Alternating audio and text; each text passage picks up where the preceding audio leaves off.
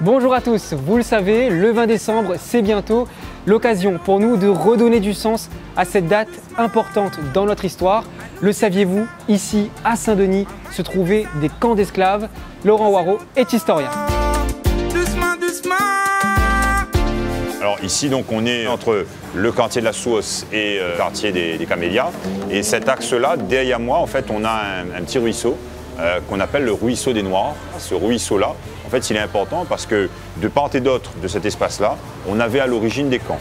Donc une partie du boulevard Sud a été aménagée, construite sur les anciens camps d'esclaves. Si on dit ruisseau des Noirs, c'est pas uniquement parce que s'il servait en fait à l'alimentation des camps, c'est qu'ici on retrouvait fréquemment des esclaves qui étaient présents et qui du coup utilisaient le ruisseau au quotidien. Ici on a une culture commune qui commence à se créer parce que vous êtes sur des Africains qui arrivent ici qui sont d'origines différentes, de langues différentes et qui du coup dans cet espace-là vont commencer le mécanisme de créolisation. Chaque famille a un petit jardin, donc on a des témoignages en fait, de gens qui ont visité les camps au 19e siècle et qui témoignent de ça. Ils disent voilà, ils ont un petit jardin, des animaux qui leur permettent en fait, d'assurer une forme d'autosubsistance dans le quartier.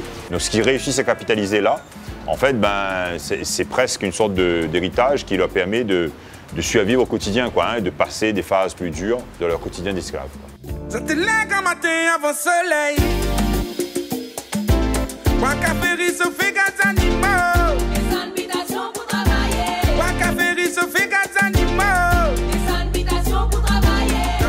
Et ce ruisseau des Noirs en fait, nous mène à un autre camp qui est celui de Camp Calixte.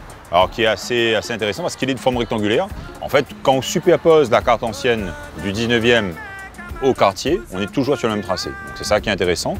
Et en fait, le camp, la forme du camp en tout cas, est restée dans l'ADN de la ville. Donc ça, c'est le premier élément de mémoire. Le deuxième élément, c'est que la rue a gardé son nom. C'est-à-dire qu'on a toujours en fait le nom de la rue qui est visible en fait ici. On dit souvent que ça renvoyait soit à l'occupant, soit à un gars qui était propriétaire du terrain de façon globale et qui donnait le terrain. Donc ça peut être le cas. Là, on ne sait pas. On n'a pas l'information. On travaille avec deux graffeurs qui s'appellent Kid Creole et Boogie, qui eux travaillent beaucoup sur l'identité urbaine.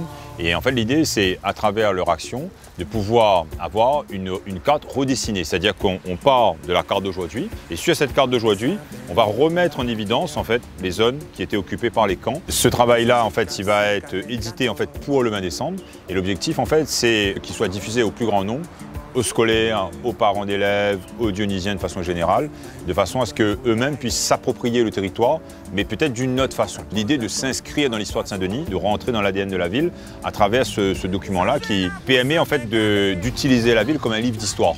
Et ça, c'est innovant. Ça, on ne l'a jamais fait à La Réunion.